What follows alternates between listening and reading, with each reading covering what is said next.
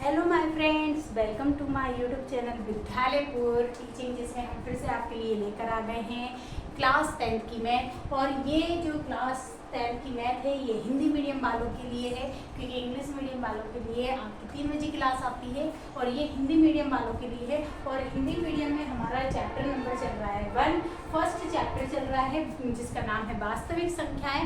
और इसमें हम प्रश्नावली 1.2 करने वाले हैं, क्योंकि 1.1 हम कंप्लीट कर चुके थे, ये 1.2 है। तो चलिए स्टार्ट कर देते हैं आज की क्लास को। हम एक बार क्लास को सभी लोग शेयर ज़रूर कर दीजिएगा। चैनल पे अगर आप न्यू आए हैं तो पहले चैनल को सब्सक्राइब कर लीजिएगा, और क्योंकि जो डेली क्लासेस चलती हैं आपके, उनका प्रॉपर आपको नोटिफिकेशन मिलता है, तो इसलिए आप चैनल को सब्सक्राइब भी किया करें। और क्लास पसंद आए तो जाते समय क्लास को लाइक करके ज़रूर जाइएगा। क्लास सभी बच्चे देखते हैं, बहुत से बच्चे देखते हैं, क्लास लाइक नहीं करके जाते हैं, तो क्लास को लाइक भी किया करें और क्लास को शेयर भी किया करें। तो चलिए स्टार्ट कर देते हैं बिना कोई देर किए हुए, और फर्स्ट क्वेश्चन देख लेते हैं क्या है।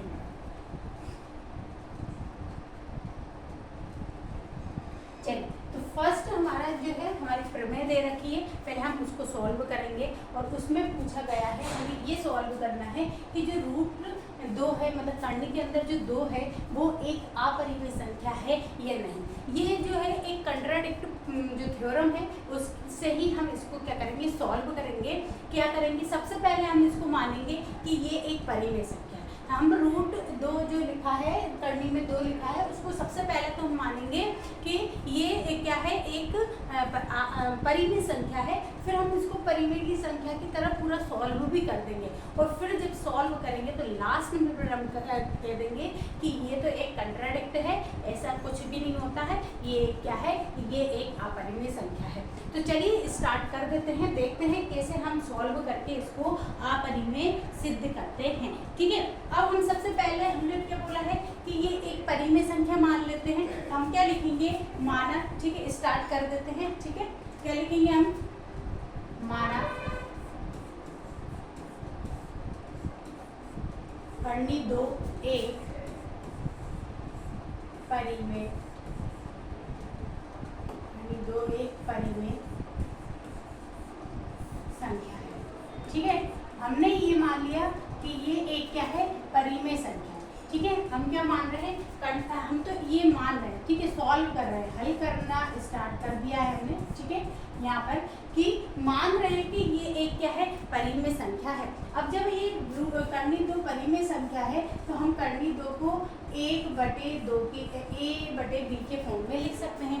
करनी 2 को हम क्या लिख सकते हैं, क्योंकि परिमेय संख्या को हम क्या कर सकते हैं, a/b लिख सकते हैं, p/q कुछ भी लिख सकते हैं। इसकी फॉर्म में लिख सकते हैं कि नहीं लिख सकते हैं, बिल्कुल लिख सकते हैं। इसकी फॉर्म में लिख सकते हैं कि नहीं, बिल्कुल लिख सकते हैं। ठीक है, अब जब हम इसको इसके ए से लिख सकते हैं, तो अब हम देखते हैं, देखिए अब स्टार्ट कर देते हैं। ठीक है, जब हम इसको इस फॉर्म में लिख सकते हैं, तो अब हम क्या करेंगे, अब हम इनका मल्टीप्लाई करेंगे। तो 2 का करनी 2 में हम b का मल्टीप्लाई करेंगे, तो ये आ जाएगा, और ये जो है हमारा a रह जाएगा। क्या रह जाएगा, ये यहाँ पर क्या हो जाएगा, a हो जाएगा।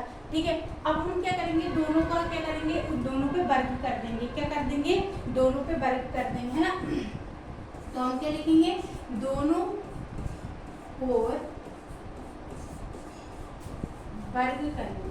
ठीक है, वर्ग करने पर अब हम क्या करेंगे, इस पे वर्ग कर देंगे, दोनों और क्या कर देंगे, हम वर्ग कर देंगे। वर्ग करेंगे तो मतलब कि करनी 2 और b पर क्या होगा, यहाँ पर भी वर्ग हो जाएगा, और हमारे a पर भी क्या करेंगे, हम वर्ग कर देंगे। ठीक है, अब देखो करनी 2 और करनी 2 का मल्टीप्लाई करेंगे तो ओनली क्या आ जाता है, 2 आ जाता है, और b का स्क्वायर एज इट इज रहेगा, और यहाँ पर क्या हो जाएगा, a स्क्वायर हो जाएगा। क्या हो जाएगा, a स्क्वायर हो जाएगा। अब हम देखेंगे b स्क्वायर यहीं रह जाएगा, और यहाँ पर a स्क्वायर के कहाँ पर भाग में क्या जाएगा, 2 आ जाएगा। मैं देख लूँगी ये दिखाई दे रहा है कि नहीं दिखाई दे रहा है आपको, बिल्कुल दिखाई दे रहा है। ठीक है, अब यहाँ पर क्या है, भाग में क्या दिखाई देगा, 2। अब यहाँ पर हम ये कह सकते हैं कि a स्क्वायर को कौन भाग कर रहा है, तो a स्क्वायर जो है 2 से क्या हो रहा है, विभाजित हो रहा है। 2 से क्या हो रहा है, विभाजित हो रहा है, मतलब 2 से क्या हो रहा है, डिवाइड हो रहा है। अब देखिए ध्यान से देखिएगा, हम यहाँ पर देखें, जैसे कि मैंने a की प्लेस पर अगर मैं लिख रही हूँ, जैसे ये लिखा है मैंने 2, ठीक है, 2 लिखा है। अब देखिए यहाँ पर 2 का स्क्वायर क्या हो जाएगा, 2 का स्क्वायर करेंगे हम 4, ठीक है। 2 का स्क्वायर क्या करेंगे 4 हो जाएगा। अब याद देखिए आप ये 4 जो है वो 2 से डिवाइड हो रहा है क्या, बिल्कुल हो रहा है। और जब ये 2 से डिवाइड हो रहा है तो यहाँ पर देखिए 4 किसका स्क्वायर है 2 का, तो 2 भी 2 से डिवाइड हो रहा है कि नहीं, हो रहा है ना। तो देखिए अगर हम एक और देखते हैं, क्या देखेंगे हम, यहाँ पर हम देखते हैं जैसे कि हम यहाँ पर लिखते हैं 4 का स्क्वायर, ठीक है। तो यहाँ पर कितना आएगा 16। अब आप बताइए 16 2 से विभाजित हो जाएगा कि नहीं, 16 2 से विभाजित हो जाएगा नहीं, बिल्कुल हो जाएगा। और जब 16 किसका स्क्वायर है तो 16 है 4 का स्क्वायर, तो 4 भी विभाजित होगा कि नहीं, हो जाएगा ना। तो मतलब कि हमने ये देखा, हम ये कह सकते हैं कि 2 का वर्ग जो है वो 2 का वर्ग 2 से डिवाइड हो जाता है। तो जब 2 का वर्ग 2 से डिवाइड हो रहा है तो मतलब 2 भी 2 से डिवाइड हो जाएगा। ऐसे ही हम कह सकते हैं कि ये जो 4 का वर्ग है ये 2 से डिवाइड हो रहा है, 4 का वर्ग भी 2 से डिवाइड हो रहा है, तो मतलब कि 4 का वर्ग जब 2 से डिवाइड हो रहा है तो मतलब 4 भी क्या हो रहा है 2 से डिवाइड हो रहा है। तो अब ऐसे ही हम लिखेंगे कि जब a का वर्ग जो है वो 2 से डिवाइड हो सकता है तो a अकेला भी 2 से डिवाइड हो सकता होगा। जब a का वर्ग देखिए ना 4 का वर्ग भी तो डिवाइड हो रहा था और 4 भी डिवाइड हो रहा था, ऐसे a का वर्ग भी डिवाइड होगा तो मतलब कि a भी डिवाइड होगा। तो हम इसको क्या लिख सकते हैं, सबसे पहले तो हम क्या लिखेंगे, ये जब डिवाइड हो रहा है तो हम क्या लिख सकते हैं, हम लिखेंगे क्या लिखेंगे a स्क्वायर, यहाँ पर इसको मिटा देती हूँ मैं, ठीक है। हम क्या लिखेंगे यहाँ पर लिख सकते हैं a स्क्वायर, किससे a स्क्वायर 2 से विभाजित हो रहा है, ठीक है। हम ऐसे लिख सकते हैं a स्क्वायर 2 से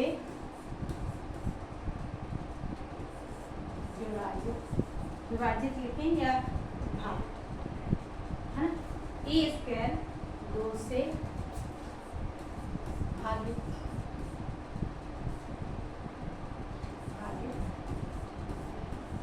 ठीक है। तो 2 से अगर भागित है या फिर हम क्या लिख सकते हैं इसको भाग लिख सकते हैं, 2 से भाग हो सकता है ना। a क्या है तो a जो है वो 2 से भाग हो सकता है, 2 से भागित हो सकता है, ठीक है। क्या लिख सकते हैं 2 से विभाजित लिख सकते हैं, ठीक है। तो अब हम क्या लिख सकते हैं विभाज्य लिख सकते हैं, है ना। सबसे सही वर्ड आ जाएगा विभाज्य, ठीक है। तो ये क्या है a2 जो है वो 2 से क्या है विभाज्य है, मतलब इससे भाग हो सकता है। अब जब ये ना a2 जो है वो 2 से विभाज्य है, a2 जो है वो 2 से विभाज्य है, तो पक्का है जब 2 से ये विभाज्य हो जाएगा तो मतलब कि ये किससे विभाज्य होगा, तो मतलब a भी, है ना। तो इसका मतलब है इसका मतलब ये है कि ये क्या हो जाएगा, ये जो है a भी 2 से विभाज्य रहेगा, ठीक है। क्योंकि जब हमने अभी देखा कि स्क्वायर जब विभाज्य हो रहा था तो वो भी क्या कहते हैं सिंगल डिजिट भी जिसका स्क्वायर था वो भी विभाज्य हो रहा था। अब जब ये विभाज्य हो चुका है, ये क्या हो चुका है भागित हो चुका है।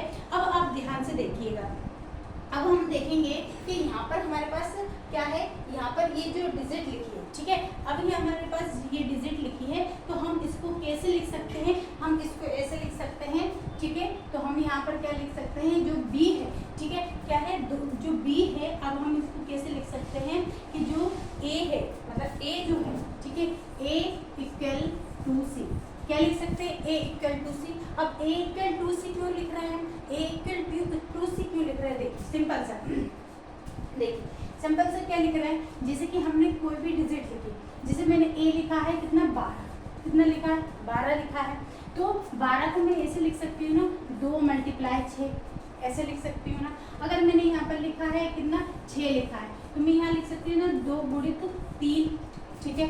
या फिर मैं यहाँ पर लिख रही हूँ कितना लिख रही हूँ यहाँ पर, यहाँ 7 नहीं, यहाँ पर कितना लिखेंगे, जैसे हमने 8 लिखा 8 लिखा तो 2 × 4, ये ऐसा लिखा सकता है, ऐसा लिख सकते हैं ना कि 2 × 4, है ना। तो अब आप देखेंगे कि ये तो हमारे पास क्या है a है, ये तो हमारे पास a है और ये सब 2 से मल्टीप्लाई हो रहा है, ये सब 2 से मल्टीप्लाई हो रहा है, और ये जितनी बार में मल्टीप्लाई हो रहा है वो किसका तरह काम कर रहा है, तो सी की तरह काम कर रहा है। वो किसकी तरह काम कर रहा है, वो सी की तरह काम कर रहा है। तो हम यहाँ पर ये कह सकते हैं कि ये जो सी है, ये जो सी है वो सी किसकी तरह काम कर रही है, ये जो सी है वो किसकी तरह काम कर रही है बताइए।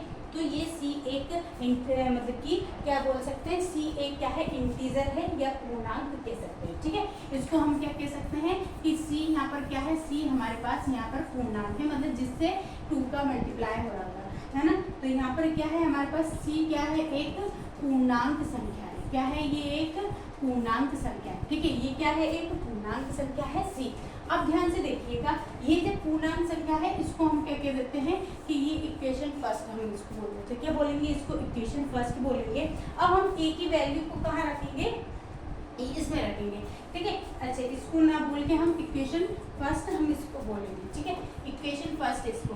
अब ये ए की वैल्यू को हम इक्वेशन फर्स्ट में रख देते हैं, ठीक है। तो क्या रखेंगे, देखिए बी स्क्वायर, और ए जो है ए की प्लेस पर क्या रख देंगे, उसकी वैल्यू रख देंगे। तो यहाँ पर ये हो जाएगा, और यहाँ पर क्या आ जाएगा, नीचे 2 आ जाएगा। क्लियर है। अब यहाँ पर देखेंगे तो यहाँ पर क्या आ जाएगा, बी स्क्वायर, और यहाँ पर कितना आ जाएगा 4c स्क्वायर, और यहाँ पर क्या आ जाएगा 2 से इसको कट करेंगे, कितनी बार में जाएगा, 2 बार में जाएगा। अब जब 2 बार में जाएगा तो ध्यान से देखिएगा, यहाँ पर सी स्क्वायर बचेगा और बी स्क्वायर के नीचे कौन आ जाएगा, 2 आ जाएगा। अब ध्यान से देखिए, अब जैसे कि हमने बी स्क्वायर यहाँ पर बोल रहे थे, ए स्क्वायर 2 से विभाज्य हो रहा था, 2 से विभाज्य हो रहा था, उसी तरीके से देखिए बी स्क्वायर भी 2 से विभाज्य हो रहा है, बी स्क्वायर भी क्या हो रहा है, 2 से विभाज्य हो रहा है। तो हम यहाँ पर क्या लिख सकते हैं, यहाँ पर क्या लिख सकते हैं, तो बिल्कुल हम यहाँ पर एक और लाइन बढ़ाकर लिखेंगे, ठीक है, एक और लाइन बढ़ाकर लिखेंगे, क्या लिखेंगे, सेम टू सेम इसी की तरह लिखेंगे। कि यहाँ पर क्या लिखेंगे, बी स्क्वायर 2 से विभाज्य, ठीक है। तो बी स्क्वायर भी क्या हो गया, 2 से विभाज्य हो गया। उसी तरीके से क्या हो जाएगा, तो हमारा बी भी 2 से विभाज्य होगा, ठीक है। तो ये भी क्या होगा, 2 से विभाज्य होगा। कौन, बी अकेला भी 2 से विभाज्य होगा। अब हम देख रहे हैं कि जब हमारा ए भी 2 से विभाज्य है, बी क्या है, 2 से विभाज्य है, मतलब कि यहाँ पर जो ए है ये भी 2 से विभाज्य हो रहा है, ये भी 2 से विभाज्य हो रहा है, मतलब कि इन दोनों का कॉमन डिफरेंस कितना आ रहा है, इन दोनों का HCF कितना आ रहा है, इन दोनों का HCF आ रहा है 2। और हमने बोला है कि 1 से अगर कोई सी डिजिट अलग उसका HCF आ जाता है तो वो कौन सी हो जाती है, तो वो एक कंपोजिट नंबर हो जाता है। कौन सा हो जाता है, वो एक कंपोजिट नंबर हो जाता है ना। कंपोजिट नंबर मतलब क्या हो जाता है, भाज्य हो जाता है। क्या हो जाता है, भाज्य हो जाता है। तो हम क्या लिख सकते हैं कि यहाँ पर क्या होगा, क्या हो सकता है, यहाँ पर ए, तो इसलिए है ना, इसलिए करके लिखेंगे, इसलिए तो क्या है, ए और बी का, ठीक है। अब हम देखेंगे ए और बी का क्या आ जाएगा, अंतर अगर देखें, ठीक है, उभयनिष्ठ जो देखें तो क्या हो जाएगा, उभयनिष्ठ, ठीक है, क्या होगा, उभयनिष्ठ गुणनखंड कितना होगा, तो उभयनिष्ठ गुणनखंड इन दोनों का कितना हो जाएगा, तो 2 है। कितना है, 2 है। मतलब उभयनिष्ठ मतलब कि ए भी 2 से डिवाइड हो रहा है और बी भी 2 से डिवाइड हो रहा है, इसलिए इन दोनों का उभयनिष्ठ गुणनखंड कितना है, 2 है। जब इन दोनों का 2 है तो मतलब कि 2 क्या है, इन दोनों के बीच का मतलब 2 एक क्या है, क्या हो जाएगा, सॉरी, ए और बी क्या हो जाएंगे, ए और बी हमारे पास क्या बोलेंगे हम उनको, दोनों के दोनों क्या है, दोनों के दोनों भाज्य संख्या है। क्या है, ए तथा, ठीक है, तो तथा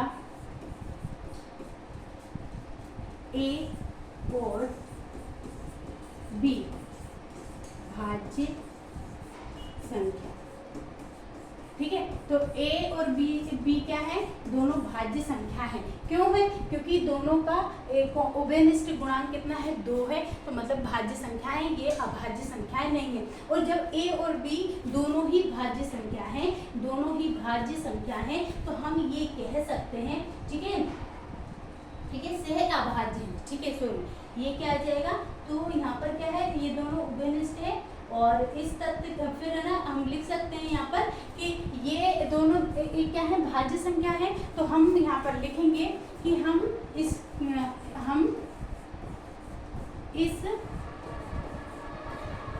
क्या करेंगे, इस तथ्य का या इस बात का खंडन करेंगे, है ना।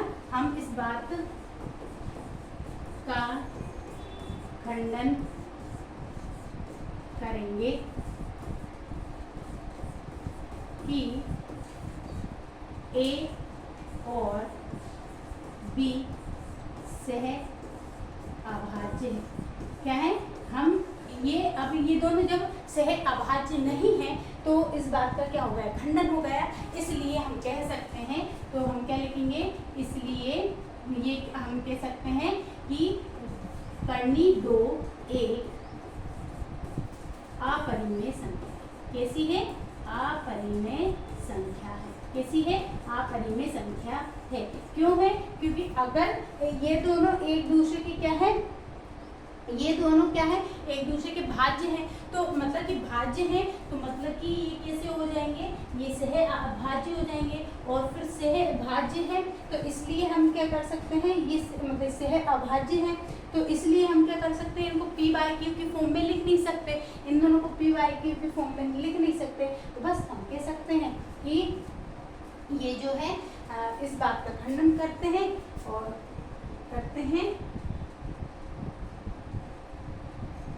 इस बात का खंडन करते हैं और करेंगे। और ए और बी जो है, ए और बी क्या है, एक सह अभाज्य है और इसको हम क्या कर सकते हैं, पी बाई क्यू की फॉर्म में लिख नहीं सकते, इसलिए ये क्या है, एक अपरिमेय संख्या है। ठीक है,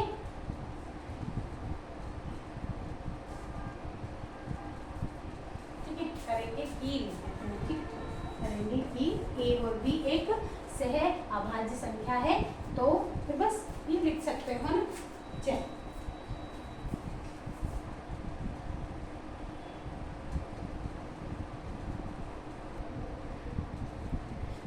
अब हम कर लेते हैं फर्स्ट नंबर का क्वेश्चन। ये जो आपका है इसमें हम फर्स्ट नंबर का क्वेश्चन करने वाले हैं। ठीक है, अब हम करेंगे कौन सा, फर्स्ट नंबर का क्वेश्चन कि √5 जो है कर्णी 5 जो है एक अपरिमेय संख्या है, हमको ये बताना है। तो अब हम स्टार्ट कर देते हैं। सेम हमने जो √2 वाला करा था सेम टू सेम वही होना है। चलिए देख लेते हैं क्या है। सबसे पहले हम मानेंगे, ठीक है, माना कर्णी 5 एक परिमेय संख्या। ठीक है, हम क्या मान रहे हैं कि ये एक क्या है, परिमेय संख्या है। ये क्या है, एक परिमेय संख्या। ठीक है, इसको हमने क्या माना कि ये एक क्या है, परिमेय संख्या है। जब परिमेय संख्या है तो हम क्या कर सकते हैं, इसको किस A/B की फॉर्म में लिख सकते हैं, A/B की फॉर्म में लिख सकते हैं। ठीक है, अब हम क्या करेंगे, इसका मल्टीप्लाई करवाएंगे, किसमें, B का कर्णी 5 में, और यहाँ पर क्या आ जाएगा, A आ जाएगा। अब दोनों साइड हम क्या करेंगे, वर्ग करेंगे। ठीक है, तो दोनों ओर वर्ग करने का। ठीक है, तो दोनों ओर हम वर्ग करेंगे। ठीक है, दोनों ओर क्या करेंगे, वर्ग करेंगे। वर्ग करेंगे तो यहाँ पर क्या आ जाएगा, कर्णी 5 B का वर्ग होगा। ठीक है, और यहाँ पर A स्क्वायर हो जाएगा। अब यहाँ पर ये करेंगे तो कर्णी 5 और कर्णी 5 का मल्टीप्लाई करेंगे तो 5 ही आएगा, और यहाँ पर B स्क्वायर हो जाएगा। यहाँ पर क्या हो जाएगा, A स्क्वायर, B स्क्वायर यहीं रह जाएगा, और A स्क्वायर के नीचे कौन चला जाएगा, 5 चला जाएगा। अभी हमने देखा था कि अब वो 2 कर रहा था, अब यहाँ पर देखेंगे A स्क्वायर को कौन विभाज्य कर रहा है, A तो 5 कर रहा है। तो हम क्या लिखेंगे यहाँ पर, A स्क्वायर को 5 विभाज्य कर रहा है ना। तो A स्क्वायर को कौन कर रहा है, 5 क्या कर रहा है, विभाज्य कर रहा है। A स्क्वायर को क्या कौन कर रहा है, 5 जो है वो विभाज्य क्या कर रहा है, विभाज्य कर रहा है। ठीक है, ये लिख सकते हैं, वो इतना सारा ना लिख के क्या लिख दें, A स्क्वायर 5 से विभाज्य है। ठीक है, ऐसे लिखते हैं, A स्क्वायर 5 से विभाज्य है। ठीक है, अब जब ये A स्क्वायर 5 से विभाज्य है तो अभी हमने देखा था A भी होगा, हम लिखेंगे तो A भी 5 से विभाज्य है। ठीक है, तो ए भी क्या हो जाएगा हमारा 5 से विभाज्य हो जाएगा। अब जब ये 5 से विभाज्य हो जाएगा तो हम इसको ऐसे लिख सकते हैं a इक्वल में 2c, 2 गुणक c, ठीक है। अब यहाँ पर क्या हो जाएगा, ये जो रहेगा इसमें हमने अभी देख लिया था कि 2 के साथ c क्यों लिखा है, क्योंकि c यहाँ पर क्या है, एक पूर्णांक। c क्या है, एक पूर्णांक है, मतलब कोई भी संख्या हो सकती है जो 2 से गुणा करके और a की वैल्यू बना लेगी, 2 से गुणा करके a की वैल्यू बना लेगी। अब ये जो हमारे पास क्या है, समीकरण पहला है, समीकरण 1 में हम इसकी वैल्यू रखेंगे, तो क्या लिखेंगे, a की क्या जो भी मान है, a का मान जो है उसको हम समीकरण इसमें रखेंगे, a का मान समीकरण 1 में रखेंगे, ठीक है, ठीक है, 1 में रखेंगे। तो 1 में क्या है हमारे पास, क्या है बी स्क्वायर, और a की जगह पर क्या रख देंगे, यहाँ पर उसका मान रख देंगे, ठीक है। यहाँ पर क्या है, यहाँ पर 2 नहीं आएगा क्योंकि 5 है, क्योंकि 5 से है तो 5 से ही आएगा, ठीक है, जितने से रहता है उतने से ही आएगा। यहाँ पर क्या आ जाएगा, 5 से ही आएगा, ठीक है, और बटे में क्या आएगा, 5 ही आएगा। यहाँ पर बी स्क्वायर और यहाँ पर क्या आ जाएगा 25 सी स्क्वायर, और यहाँ पर नीचे 5 से इसको कट करेंगे तो ये 5 बार में कट होगा, और ये क्या हो जाएगा, सी स्क्वायर इधर ही रह जाएगा, और बी स्क्वायर के नीचे कौन आ जाएगा, 5 आ जाएगा। अब देखिए बी स्क्वायर को भी क्या कर रहा है, 5 विभाज्य कर रहा है, तो हम यहाँ पर लिख सकते हैं, क्या लिखेंगे, बी स्क्वायर 5 से विभाज्य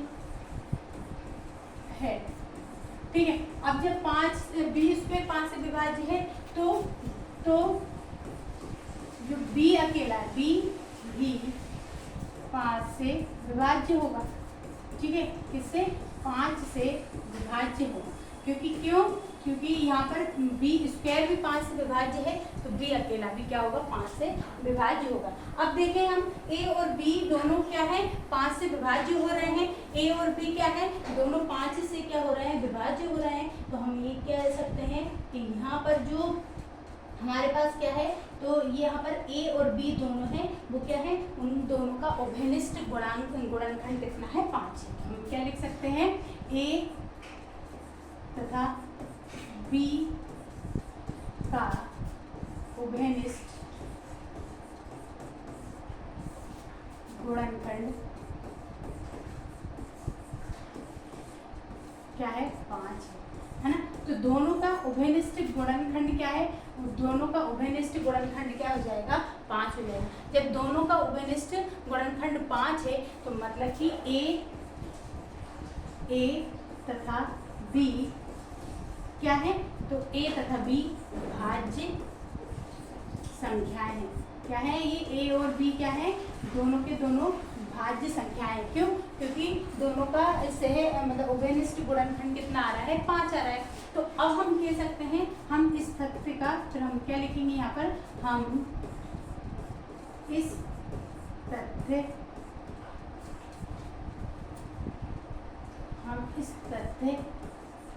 का खंडन कर सकते हैं कि क्या a तथा b सह अभाज्य है, क्या है, सह अभाज्य है। हम इस का क्या कर सकते हैं, खंडन कर सकते हैं। अब ये दोनों जब सह अभाज्य है, इसका खंडन करेंगे तो हम क्या कर सकते हैं, a और b को, इसलिए हम a और b को, इसको हम p/q में नहीं लिख सकते, ठीक है।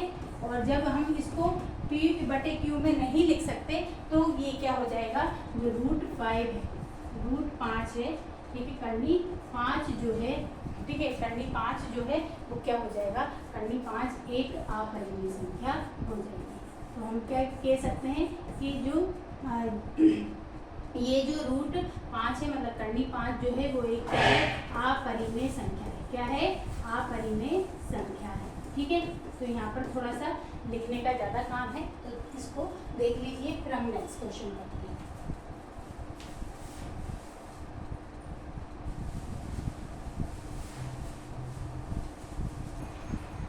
चल, अब हमको क्वेश्चन में क्या प्रूफ करना है, यहाँ पर प्रूफ करना है। अब सेकंड नंबर क्वेश्चन है कि 3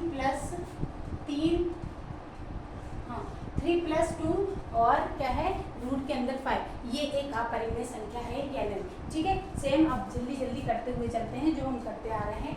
ठीक है, सबसे पहले हम मानेंगे क्या कि जो 3 + 2 × 5 जो है एक क्या है, एक परिमेय संख्या है। क्या मान लेंगे, ये एक परिमेय संख्या है। ठीक है, अब ये जो परिमेय है, अब यहाँ पर देखेंगे जब ये परिमेय है मतलब कि हम इसको किस में लिख सकते हैं, उसको a/b की फॉर्म में लिख सकते हैं। अब यहाँ पर देखेंगे हमें यहाँ पर सिर्फ रूट के अंदर 5 चाहिए, बाकी सब हम इसके पास लिख देंगे। तो यहाँ पर क्या आ जाएगा हमारे पास, यहाँ पर हमारे पास बचेगा ओनली क्या 2√5 और यहाँ पर a/3 और यहाँ पर माइनस कर देंगे, यहाँ प्लस का है तो यहाँ पर माइनस हो जाएगा। फिर यहाँ पर देखेंगे तो यहाँ पर 2√5 रहेगा और यहाँ पर क्या करेंगे एलसीएम मेथड लगा देंगे, इसके नीचे कुछ नहीं है तो यहाँ पर बंद करके और इसका एलसीएम भी आ जाएगा, क्रॉस मल्टीप्लाई करेंगे तो यहाँ पर क्या आएगा a - 3b। ठीक है, अब यहाँ पर देखिए ये 2 है, ये 2 को भी हम कहाँ भेजेंगे, यहाँ पर भेज देंगे। तो हम डायरेक्ट ही यहाँ पर लिख देते हैं, यहाँ पर कितना जाएगा 2b आ जाएगा, कितना जाएगा यहाँ पर 2, यहाँ पर कितना था b। ठीक है, तो यहाँ से क्या हो जाएगा ये 2 हट जाएगा। अब यहाँ पर हमने देखा ये आ चुका है, अब ये आ गया। अब ध्यान से देखिए ये भी एक पूर्णांक संख्या है, ये भी और ये भी, सभी क्या है एक पूर्णांक संख्या है। ये सभी की सभी क्या है एक पूर्णांक संख्या है। ठीक है, ये सभी की सभी एक क्या है पूर्णांक संख्या है। तो जब हम पूर्णांक संख्या है तो किसी भी पूर्णांक संख्या, क्योंकि a और b क्या है दोनों पूर्णांक संख्या है, a और b क्या है दोनों पूर्णांक संख्या है। तो जब भी हम किसी पूर्णांक संख्या का गुणा या प्लस या माइनस कुछ भी किसी दूसरी पूर्णांक संख्या के साथ करते हैं तो हमेशा आंसर में क्या आता है पूर्णांक संख्या ही आएगा।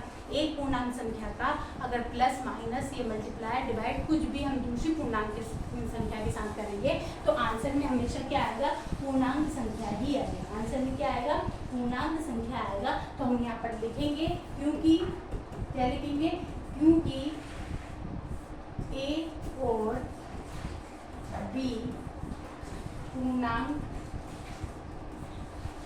संख्याएं हैं, है ना। तो ये जो a और b दोनों क्या है पूर्णांक संख्याएं हैं। तो इसलिए क्या लिख सकते हैं, इसलिए ठीक है ये दोनों के दोनों क्या है पूर्णांक संख्या है।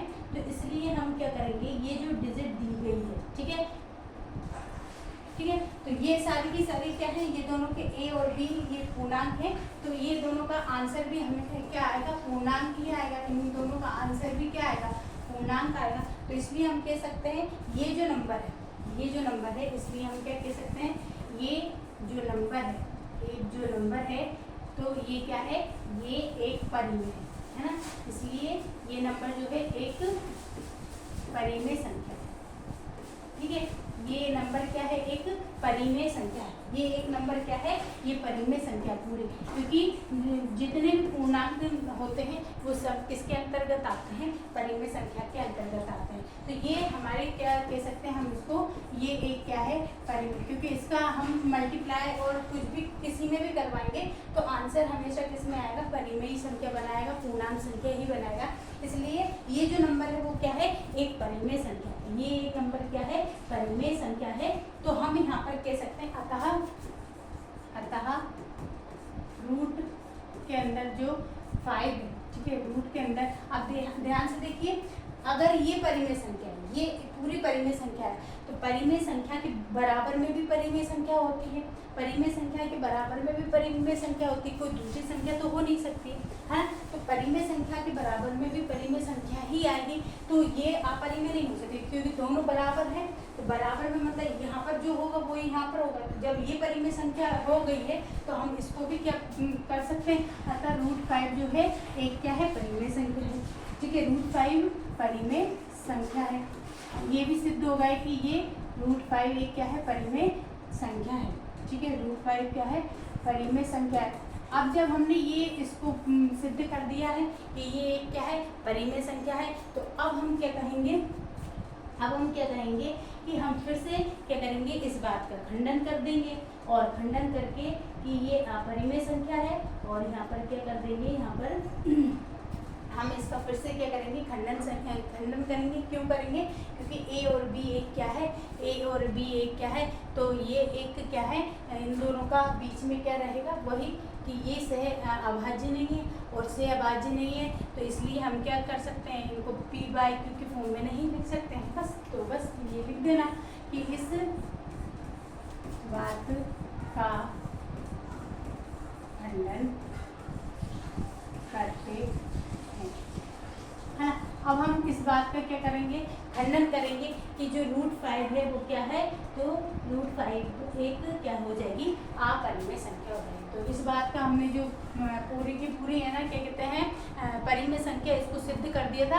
अब जो थ्योरम ऑफ कंट्राडिक्ट वाली लगा के और इस बात का खंडन कर देंगे, तो इस अतः क्या हो जाएगी, अतः क्या कह सकते हैं हम कि जो करनी में 5 है वो एक क्या है, अपरिमेय संख्या है। क्या है ये, करनी 5 अपरिमेय संख्या है। ठीक है, बस यही हमको प्रूव करना था। ये क्या है, एक अपरिमेय संख्या। चल नेक्स्ट क्वेश्चन देखते हैं। यहाँ पर अपरिमेय संख्या ये कैसी है, यहाँ पर अपरिमेय संख्या है, तो ये पूरी संख्या हो जाएगी, है ना। कौन कौन सी, तो यहाँ पर 3 + 2 में तो रूट में 5 अपरिमेय संख्या है। क्या है, अपरिमेय संख्या।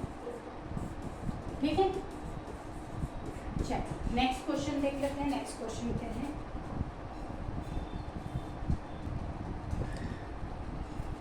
अब देखिए जो 3rd नंबर का क्वेश्चन है, इसका फर्स्ट क्वेश्चन देख लेते हैं। सेम वही करते चलेंगे, अब जल्दी जल्दी करते हैं ना। तो माना 1/2 परिमेय संख्या, क्या मान लेंगे हम, ये क्या है, परिमेय संख्या। ठीक है, अब जब ये परिमेय संख्या है, मतलब 1/2 को हम क्या लिख सकते हैं, 1/b की फॉर्म में लिख सकते हैं। 1/b की फॉर्म में हम इसको लिख सकते हैं। किस में लिख सकते हैं, 1/b की फॉर्म में हम इसको लिख सकते हैं। अब जब हम इसको 1/b की फॉर्म में लिख सकते हैं, तो हमको पता है हम क्या करेंगे, यहाँ पर मल्टीप्लाई कराएंगे, तो यहाँ पर क्या हो जाएगा, b हो जाएगा, और यहाँ पर क्या आ जाएगा हमारे पास 2a आ जाएगा, रूट के अंदर 2a आ जाएगा। अब यहाँ पर क्या हो जाएगा, b के अपॉन में क्या आ जाएगा, √2 आ जाएगा, तो यहाँ पर क्या बचेगा, a। अब देखिए √2 जो है वो क्या कर रही है, b को डिवाइड कर रही है। √2 क्या है, b को डिवाइड कर रही है। ठीक है, अब हम यहाँ पर क्या लिखेंगे, यहाँ पर हम क्या लिखेंगे, तो ये जो है हमारे पास, ध्यान से देखिएगा, ये जो है ठीक है, यहीं पर, ये तो यहीं पर हो जाएगा, ये तो यहीं पर हो जाएगा, क्योंकि ये दोनों क्या है, ये दोनों एक परिमेय संख्या है। ये दोनों क्या है, एक परिमेय संख्या। हमें तो इतना नीचे तक करने की इसकी आवश्यकता भी नहीं पड़ेगी, हमको इतना नीचे करने की आवश्यकता भी नहीं पड़ेगी, क्योंकि ये परिमेय संख्या है। तो यहाँ पर ये भी जो रहेगी वो क्या हो जाएगी, परिमेय संख्या हो जाएगी, क्योंकि परिमेय संख्या के सामने परिमेय संख्या ही होती है। परिमेय संख्या के सामने क्या होगी, परिमेय संख्या होती है ना। तो हम क्या लिख सकते हैं, यहाँ पर क्या लिखेंगे, लिख सकते हैं यहाँ पर, इतना भी नहीं करें तो भी चलेगा, ये भी ना करें। ठीक है, यहाँ पर ये भी ना करें तो भी चलेगा, कि हम कह सकते हैं, ये देखिए, ये दोनों क्या है, a और b पूर्णांक संख्याएं।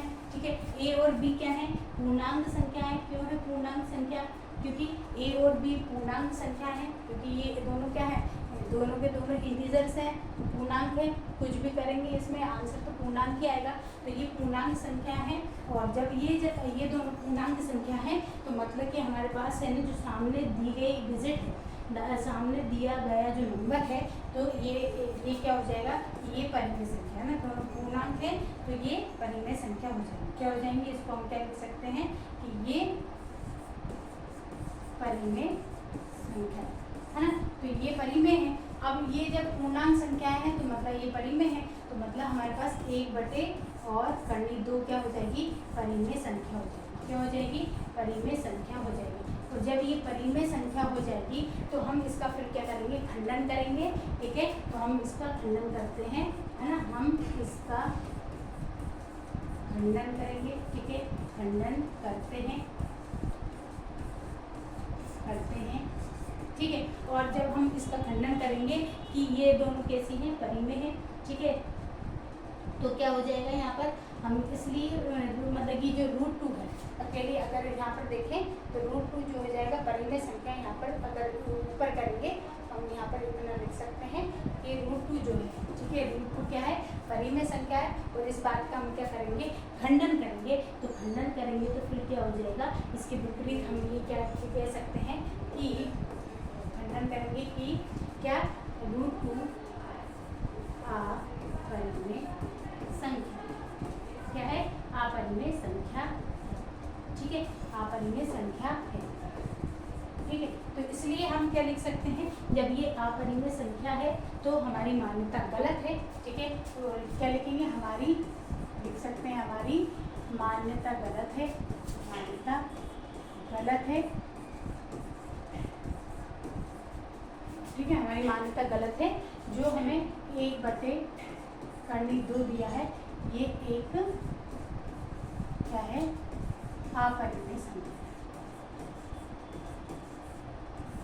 ठीक है, ये एक क्या है, अपरिमेय संख्या। ठीक है, तो ये एक क्या है, अपरिमेय संख्या है। क्लियर है, तो यहाँ इसलिए ये 1/2 जो है, क्योंकि ये हमने पूरा करा है, खंडन किया है, तो ये हमारी मान्यता गलत हो गई।